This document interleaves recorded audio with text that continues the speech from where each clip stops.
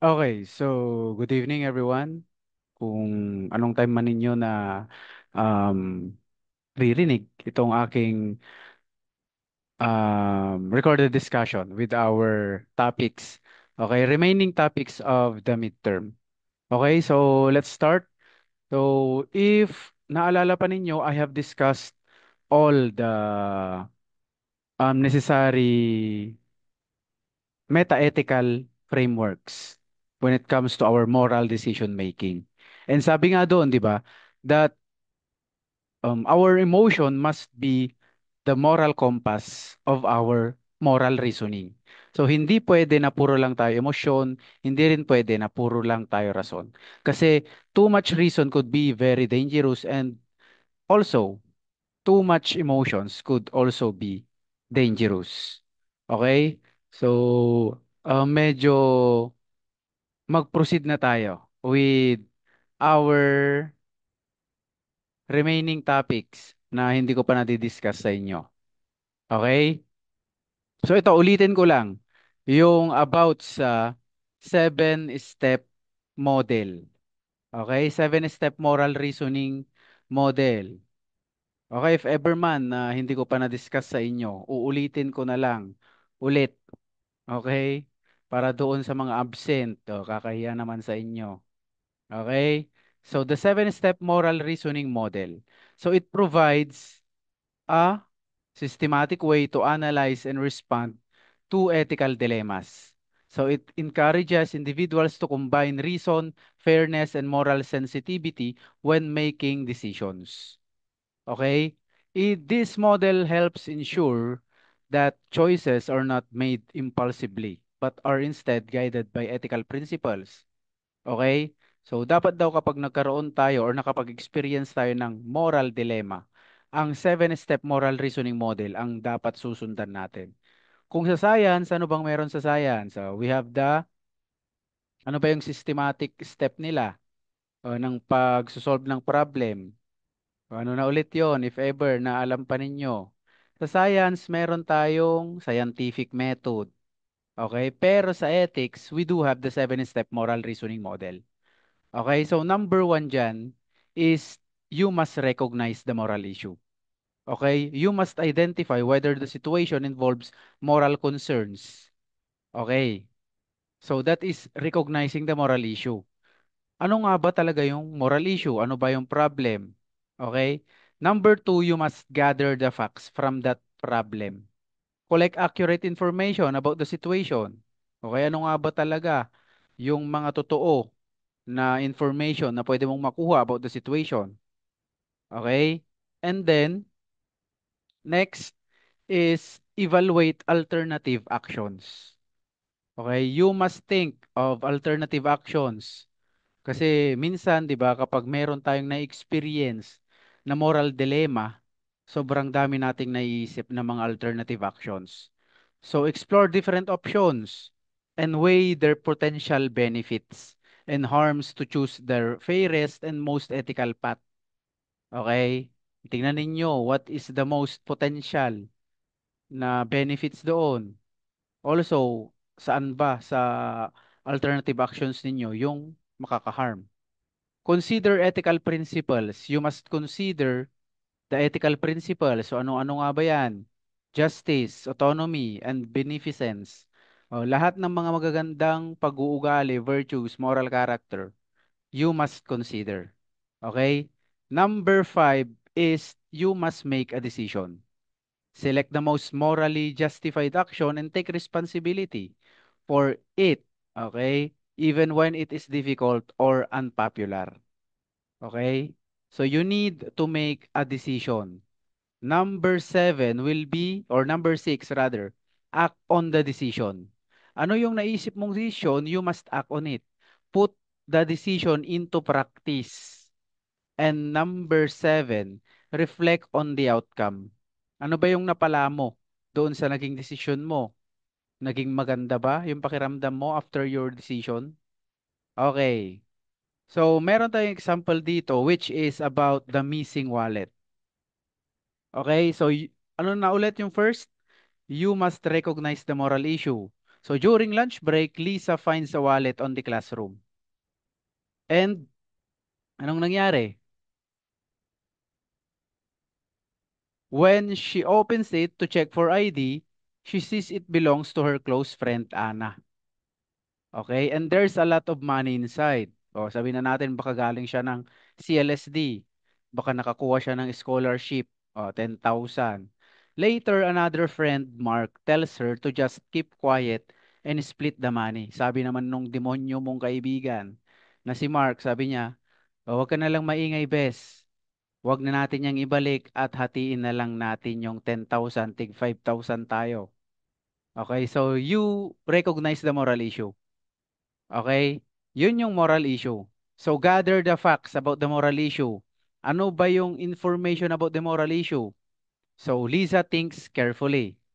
Number one na fact, the wallet clearly belongs to Anna. So, alam niya na wallet yun ni Anna kasi nandun yung ID ni Anna. So Anna hasn't noticed it's missing yet. Taking the money would be stealing. Another fact, returning it would be the honest thing to do. So next na step natin, evaluate alternative actions. So ito yung mga naiisip ni Liza na mga alternative actions niya. Keep the money. Okay? Pero keeping the money would be as a form of dishonesty. Okay? Pwede rin, di ba? Kunin lang yung pera, yung wallet iwanan kasi baka merong mga mahalagang merong mga mahalagang ID siya doon, di ba? Give it to the teacher. Ibabalik mo ba yung wallet sa teacher? Or ibibigay mo sa teacher para siya na lang magbigay? Or return it directly to Ana. Okay, number four, na step natin. Consider ethical principles.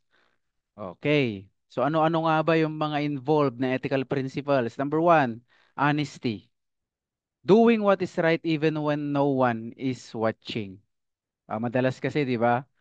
Gusto lang natin na gumawa ng mga magagandang bagay kapag merong nakakakita. Okay? Kapag wala na, o wala nang pakis. Wala akong pakialam kasi wala namang nakakita, di ba? Justice. Anna deserves to get back what hers, di ba? Dapat there must be justice. Kasi wallet ni Anna yun eh, di ba? Deserve niyang maibalik sa kanya yun. Okay, deserve na maibalik sa kanya yon kasi wallet niya nga yun. Di ba? Friendship and trust. Real friends don't betray each other. Dalawang betrayal kasi ang pwedeng mangyari dito, di ba? Either betrayal mo kay Ana kasi napulot mo na nga yung wallet ng friend mo, tinago mo pa, kinuha mo pa yung pera. Di ba? Saan naman yung isang betrayal? Betrayal naman kay Mark. Di ba? Kasi sabi ni Mark, wag mo nang ibalik, bes. Hatiin na lang natin yung pera. Di ba? Once na naibalik mo, tapos siyempre, mabibetray mo din si Mark. Di ba? Mabibetray mo yung medyo may pagkademonyo mong kaibigan. Okay. So, hindi kasi mawawala din yan, di ba? Uh, okay. So, make a decision. Ito na yung next na step. You must make a decision. So, Lisa, decide to return the wallet directly to Ana. Yun yung naging decision niya. Ibabalik niya mismo kay Ana. Okay? And then, sasabihin niya kung saan niya nakita. Okay, act on the decision. It's time for Lisa to make an action based on her decision. So she gives the wallet back and refuses to go along with Mark's suggestion. Hindi niya pinakinggan yung medyo may pagkademonyo niyang kaibigan. Okay? So, you must reflect on the outcome. Reflect. Ano ba yung nangyari? Ano ba ang kinahinatnan noong pagiging mabuti ni Lisa? She gives the wallet back and then Anna thanks Lisa. Okay, and appreciates her honesty. So Lisa feels proud that she did the right thing. 'Di ba may mga ganun tayo na instances kapag alam mong ginawa mo yung dapat gawin sa isang bagay kahit walang nakakakita, 'di ba? O kahit sabihin na natin na ikaw lang yung mismong saksi doon sa ginawa mo. nakaka-proud, 'di ba?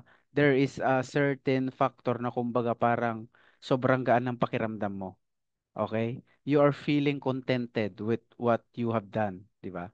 So this process ensures that moral decisions are rational, just, and transparent. Okay? Moral courage naman tayo. So kapag sinabi nating moral courage, knowing what is right is one thing. Sabi diyan. Bago natin i-discuss si moral courage, sa tingin ba ninyo sapat lang na alam mo kung ano yung tama? Okay? Oo. Sapat ba na alam mo lang kung ano yung tama? 'Di ba? Kasi madalas sa atin, alam natin kung ano yung tamang gagawin sa isang bagay, sa isang sitwasyon, pero wala tayong tapang, 'di ba? Wala tayong courage para gawin yung mismong tamang bagay na yon, 'di ba? Because maybe walang gumagawa, 'di ba? Walang nag-start. Ikaw lang yung naiiba doon sa decision making, kaya takot tayo, 'di ba? So doing it requires willpower. So ano nga ba yung willpower?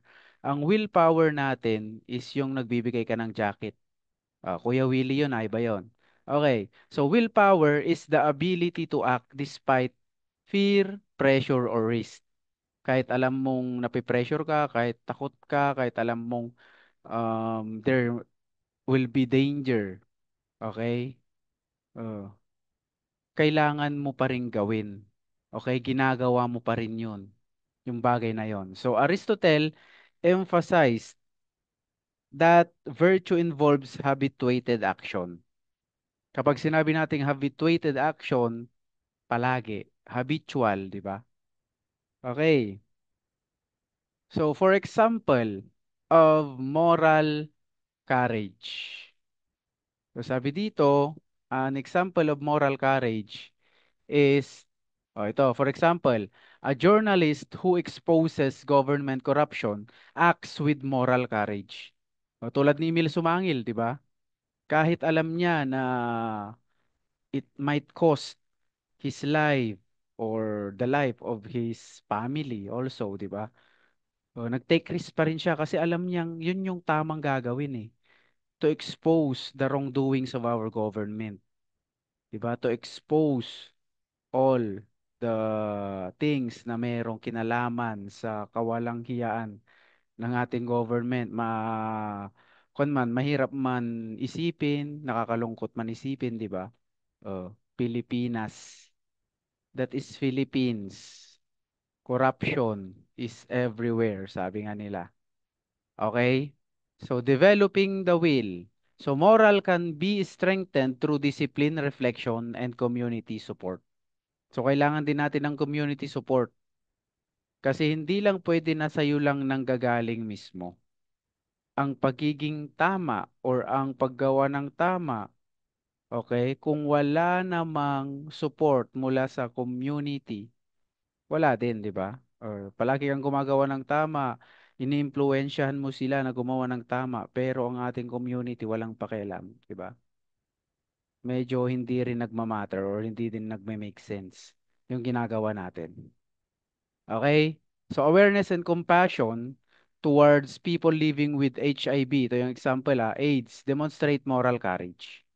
Bakit siya moral courage? Bakit siya katapangan? Kasi nowadays, especially sa mga tao na alam kung ibabrand natin yung mga tao na ito yung mga taong chismosa o yung mga walang magawa sa buhay, di ba? Kapag alam nila o kunyari na balibalita, may masamang hangin na nagbalita sa kanila na there is HIV sa inyong barangay, mayroong tao na nagkaroon ng HIV. Mandidiri na yung mga yan. O anak, huwag kang lalapit doon ah. Kung lalaki man yan, anak, pag nag-basketball kayo, baka bantayan mo siya, biglang madikit siya sa'yo, mapawisan ka, mahawa ka, di ba? Hmm. Kailangan din nating educate din kasi minsan ang mga tao, especially nowadays, di ba? Ang HIV AIDS, hindi ka basta-basta mahahawa dyan. Okay? Kahit malawayan, kahit malagyan ka pa ng pawis, hindi ka basta-basta mahahawa. Okay? Pwede ka mahawa kapag kunyari yung ginamit na needle. na pinangtattoo sa kanya, gagamitin rin sa'yo, di ba? Yung pinangsaksak sa kanya na needle is ginamit din sa'yo, yun, pwede ka mahawa. Through sexual intercourse also, di ba? Kaya nga laging sinasabi na gumamit ng mga contraceptives, di ba? Gumamit ng um, mga pwedeng gamitin para at least hindi mahawa. Kasi once na nagkaroon na ng sexual intercourse ang may HIV at saka yung wala, possible na mahahawa na siya. Okay? Kasi nasaan ba? Nasa blood kasi. Even saan? Sa bodily fluids ng tao. Okay? Sa bodily fluids, when it comes to our bodily fluids, sa breastfeed or sa breast milk pala ng mga babae, pwedeng mahawa. Kaya nagtataka siguro kayo na may mga sanggol, 'di ba? Na merong HIV and AIDS. Ano 'yon? 'Di ba? Paano sila nagkaroon? Sabi ni Sir, through sexual intercourse lang. Pwede rin silang mahawa kasi once na nadede nila yung nandoon sa breast milk or yung breast milk mismo, nadede nila, may bodily fluids kasi doon nung nanay. Kaya there will be possibility na mahahawa sila. Okay? So sensitivity also requires moral courage to challenge stereotypes, support equality, and respect diverse identities. Okay? Especially nowadays na meron tayong God policy. Okay? Kung noon, medyo hindi pa tayo or hindi pa natin masyadong or hindi pa tayo nagkakaroon masyado ng information about sa LGBTQIA+.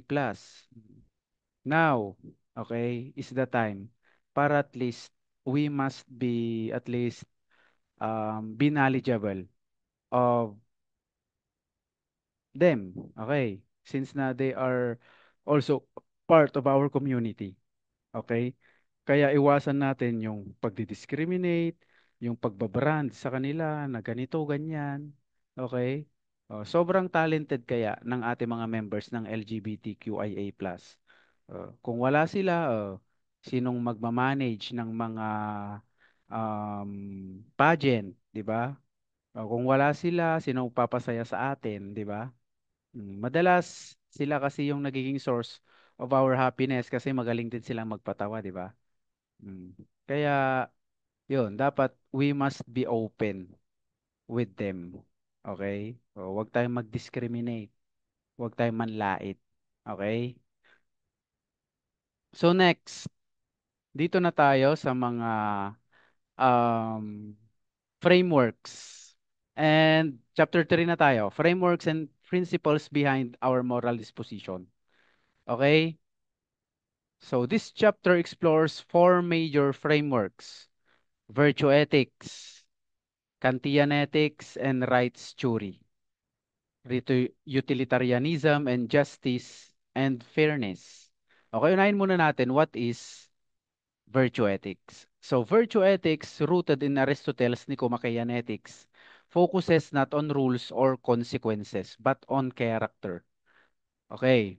So sabi ni Aristotle, wala akong pakialam sa consequences or sa rules. Okay? Ang meron akong pakialam kung anong klase ka ng tao. Okay? Your character is my concern, not rules or consequences. So, ibig sabihin, for Aristotle, morality is becoming a good person, not just doing good acts. So, anong ibig sabihin niya doon? Kahit daw gawa ng mabuti, kung hindi ka rin totoong mabuting tao, okay? Hindi naniniwala si Aristotle sa mga ginagawa mo. Okay? Hindi ka pa rin mabuti para sa kanya. Okay? So dito papasok yung mga taong yung pakitang tao lang, 'di ba? Or especially kapag may kailangan, 'di ba? Nagpapakitang gilas.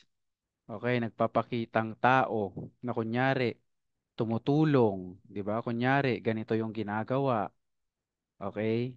Yun pala sa loob-loob nila, hindi pala bukal sa kanilang loob yung pagtulong. Okay? So according kay Aristotle, ang i-focus natin is our character. Okay? So for Aristotle, the goal of life is also eudaimonia. So ano nga ba yung eudaimonia na tinatawag nitong si Aristotle? So ang eudaimonia daw, flourishing or living well, which is achieved through the consistent practice of virtues such as courage, temperance, honesty, and justice. Okay, ito yung pagkakaroon ng mga virtues traits natin. Okay? O ito yung mismong pagiging mabuting tao natin. Okay? Kasi nga, character dapat ang tinitingnan, hindi yung mismong ginawa ng tao. Okay? Kahit gumawa siya ng mabuti, tumulong siya, hindi naman siya mabuting tao, di ba? Kaya, wala rin. Okay? Hindi rin siya sincere, wala rin. Okay? So, according kay Aristotle, ang eudaimonia, para sa inyo,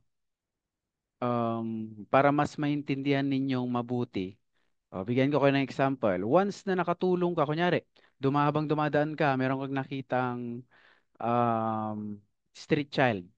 Okay? And then sabi ng street child sa'yo, Kuya, ate, pahingi nga po ng 20 pesos. Pambibili ko lang po ng gamot ng nanay ko. Ikaw naman, dahil naawa ka, and tinanong mo, totoo ba yan? Totoo po. Binigyan mo siya ng 20 pesos, di ba? 40 pesos na lang yung pera mo. 20 pesos na lang yung pamasahe mo, o may 20 pesos ka pang extra. Yung extra mo sana na pambibili ng fishbowl or kung ano man, binigay mo sa kanya ngayon. After mong binigay, napansin mo na bumili nga siya ng gamot. Nakita mo na bigla niyang niyakap yung nanay niya sa gilid. Oo. So, di ba masarap sa pakiramdam? So, that is eudaimonia. Okay? Alam mo na nakatulong ka and you are also a good person. Okay? Kasi yun yung character mo eh. Ang tutulong talaga. Okay? Once na na-achieve mo yung ganon, that is eudaimonia. According kay Aristotle. Aristotle also believes that virtue is the golden mean. Ano ba yung golden mean? Between extremes. For example, courage lies between cowardice, deficiency, and recklessness or excess. Para sa kanya kasi, ang golden mean palaging nasa gitna. Okay? Kung ano man yung kulang, ano man yung sobra, para kay Aristotle, hindi maganda para sa atin. For example, sa karakter natin, di ba? Ano ba yung kapag kulang ka sa tapang or kulang ka sa, yun nga, sa tapang. Kapag kulang ka sa tapang, ano ka? Duwag, di ba? Cowardice or cowardness, di ba? Deficient ka sa courage, kulang ka sa tapang. Kaya hindi rin maganda yon. Kapag sobra naman sa tapang, di ba? Nagiging reckless tayo, di ba? Nagiging excess na yon, yung tapang mo. Sobra ka sa tapang eh, di ba? Kaya diyan napapasok yung mga taong reckless. So when it comes to driving, meron tayong reckless driving. Okay? Sobra kasi yung tapang eh. Akala niya marami siyang buhay, di ba? Akala niya hindi siya makakadisgrasya ng tao, di ba? Kaya ang golden mean dapat palaging nasa gitna lang. Okay? So next, Kant and the right juries naman tayo. So Immanuel Kant proposed that moral actions must be guided by duty and universal principles, not emotions or outcomes. So his categorical imperatives states that act only according to maxim, whereby you can at the same time will that it should become a universal law. So this means that one should act in ways that could consistently apply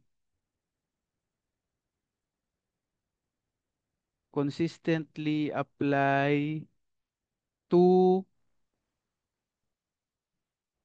saan na ba tayo? Wait lang.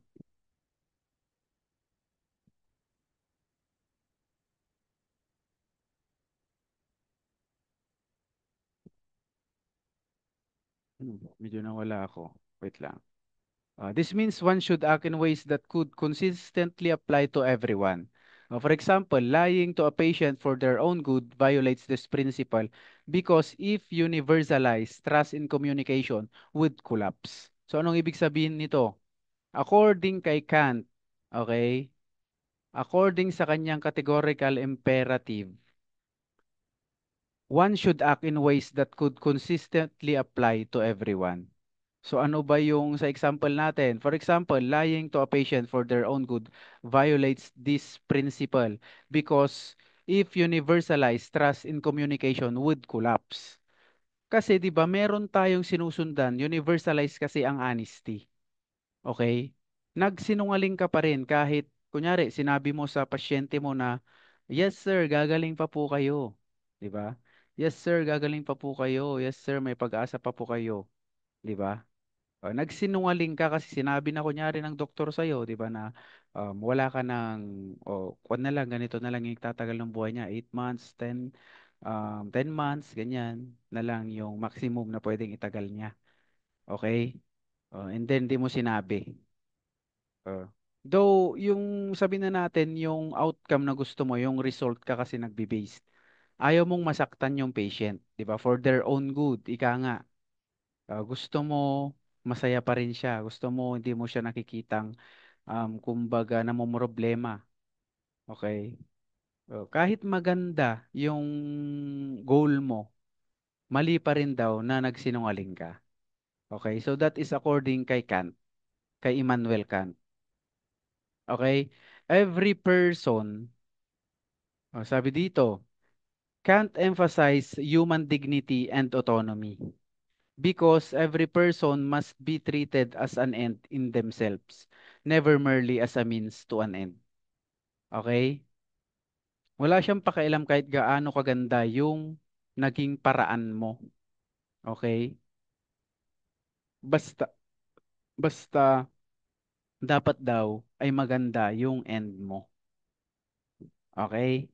So, different kinds of rights. So, rights theorists inspired by Kant argue that individuals possess moral and legal rights. Meron tayong natural rights. Example niyan, right to life and freedom. Natural yan kasi God-given yung mga rights natin na yan. Legal rights granted by laws or governments. Right to vote. Ang right to vote, binigay sa atin yan ng government. Binigay yan ng ating constitution. Moral rights grounded in ethical reasoning. Right to be treated with respect. Okay? Hmm. Moral rights natin yan. For instance, in workplace or workplaces or hospitals, respecting the right to privacy and informed consent reflects Kantian ethics in practice. Okay? Kung mapapansin ninyo, if ever man na magkaka-research kayo, meron tayong tinatawag na informed consent.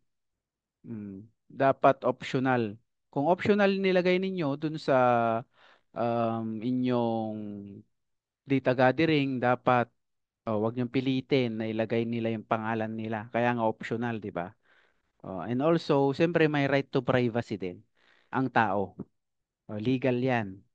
Legal rights, ang right to privacy natin. Dito na tayo sa next na um, utilitarianism. Okay? So kapag sinabi nating utilitarianism, it is developed by Jeremy Bentham and John Stuart Mill. So it teaches that the moral worth of an action depends on its consequences. Kung kanina, 'di ba, wala silang pakialam. Sino 'yon? Si Aristotle, 'di ba? Wala siyang pakialam sa consequences. Si Jeremy Bentham and John Stuart Mill, meron silang pakialam sa consequences. Okay, specifically on how much happiness or utility it produces. The guiding principle is the greatest happiness principle. Mas marami ang makikinabang, mas marami ang sasaya, mas marami ang magbe-benefit, mas maganda ang isang bagay. So that is the principle of utilitarianism. So actions are right in proportion as they tend to promote happiness, wrong as they tend to produce the reverse of happiness, according kay Mill. So unlike Kantian, duty-based ethics, Utilitarianism focuses on outcomes. So it is theological. Kapag sinabi nating theological kasi, ang concern niya is the ends rather than the means. Wala siyang pakialam kahit, kumbaga wala silang pakialam kahit ano man yung naging paraan mo, basta na-achieve mo yung goal mo. Okay? Kinds and examples. Meron tayong tinatawag na act utilitarianism. Judges each act individually by its consequences. Okay? So for example, a doctor prioritizes a patient who has the best chance of survival to maximize overall benefit. Okay? Kunyari, yung doktor, meron siyang mga patient, di ba? Then yung mga patient niya, may mga, alam mo na um, may emergency, kunyari, biglang pumasok, yung isa is, alam na wala siyang chance of survival, di ba? Oh. Kaya ang inuna ni doktor is yung mataas ang chance for survival. Kasi yun talaga yung pwede pang mabuhay. Okay? So, act utilitarianism. They judges each act individually by its consequences. Pangit man na inuna niya or kumbaga namili siya. Oh. Kasi ang goal niya kasi is, ano ba, mabuhay. Yung may chance pang mabuhay. Okay? So, rule utilitarianism follows rules that generally promote the greatest good. Yung mga rules na nagpo-promote ng greatest good, yun yung rule utilitarianism. Example, a hospital follows triage protocols that ensure fairness and efficiency in emergencies. Okay? Ano ba yung triage? Kapag sinabing triage, uunahin yung mga emergency talaga cases. Okay, kunyari mga nag-aagaw buhay. Kaysa dun sa naapakan lang yung ingrown, di ba? Alangan unahin pa yung naapakan yung ingrown kaysa dun sa nasaksak, di ba? Uh, utilitarianism yon. Okay? Greatest good. While utilitarianism supports social welfare, it faces criticism for possibly justifying actions that harm minorities. Kasi majority lang yung fino-focus mo kasi, di ba? Mas marami yung makikinabang, mas maganda, sabi mo. Paano naman yung minority, di ba? Paano naman yung mga hindi makikinabang doon? Kawawa naman sila, di ba? Uh, Yun yung criticism. Hence, it must be tempered with justice and rights. Dapat daw, um, tinitimbang daw natin dapat ang action, hindi dahil sa marami yung makikinabang doon. Dapat may justice pa rin. Okay? May justice pa rin dapat. Okay? So, government vaccination example. Programs follow utilitarian logic kasi sacrificing temporary discomfort for greater public health. Okay. So, anong nangyari kasi sa government vaccination? 'Di ba? May mga ayaw, 'di ba? May mga gusto. Okay? Hmm. Pero when it comes to government vaccination, may mga kwan din yan eh. May mga protocols din yan, triage protocols.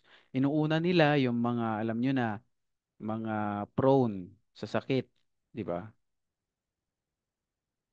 So, in conclusion, ano ba? So, utilitarianism provides a practical framework for making moral decisions by focusing on the outcomes that bring the greatest happiness to the greatest number. It emphasizes collective well-being. However, true moral reasoning requires balancing this pursuit of happiness with justice, rights, and respect for individuals. Respect for individuals dapat, hindi yung pwedeng, mas marami kami. Kami dapat yung mm, tama, di ba? Justice and fairness naman tayo para mas mabilis na tayo. Justice, alam na ninyo to. Kapag sinabi nating justice, mm, justice is the moral principle of giving each person that is rightfully due to them. So justice dapat yan. Mm. It ensures that people are treated equally and fairly with respect for their rights and dignity. Justice promotes equality, fairness, and moral order in society. Ano yung example niya? Providing equal access to education for all students. Okay, equal access kasi hindi naman dati lahat, 'di ba, nakakapag-aral. Ngayon, basta gusto, may paraan para makapag-aral. May RA na tayo, 'di ba? Pero anong ginagawa mga student, daming palusot, 'di ba? Mm. Hindi tulad dati na once na nakapag-aral ka, sobrang kung mo thankful mo kasi hindi talaga lahat. Even nowadays, 'di ba? Hindi lahat nabibigyan ng chance. Kaya kayo, you must think twice before dropping, 'di ba? Before absent, before kayo render ng absence sa inyong klase, 'di ba? Mm. Fairness. So fairness means treating people without bias, favoritism. Dapat fair ka lang. Walang kinikilingan, walang pinoprotektahan dapat. Serbisyong totoo lamang. Okay. So, principles of justice and fairness. Pero unahin muna natin si fairness. Okay, hindi ko pa pala nabigay yung example. For example, a teacher grading all students using the same criteria shows fairness in evaluation. 'Di ba? Kaya nga, once na nag-grade ang isang teacher, hindi pwede na kunyari, iba yung Excel dun sa isang student, iba na naman sa doon. 'Di ba? Lahat kayo, iisa lang yung basihan ng grades. 'Di ba? Kung ang passing is 32, hindi pwede na ang passing pagdating sa kanya 28. Okay? So that is fairness. Philosopher John Rawls, in his influential work, A Theory of Justice, introduced the concept of veil of ignorance. Okay, ang veil of ignorance, parang ang gusto niya lang sabihin dito, once na gumagawa ka daw ng moral decision making, tanggalin mo yung position mo dun sa moral decision making na yon. So anong gusto kong sabihin dito? Ang position natin, pagiging anak, 'di ba? Pagiging asawa, pagiging kaibigan, pagiging kaklase, 'di ba? Tanggalin mo daw 'yon kasi prone 'yon sa mga biases. Okay? Once na gumawa ka ng moral decision making is dapat ini-imagine mo na wala kang kakilala. Okay? Wala kang pinupuntirya na sila lang yung makikinabang. Kaya nga, veil of ignorance. This thought experiment asked us to imagine designing the rules of society without knowing our own position, our gender, our class, race, or wealth.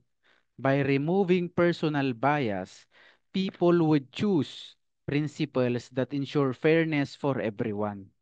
Since no one would want to disadvantage themselves if they ended up in a less privileged position.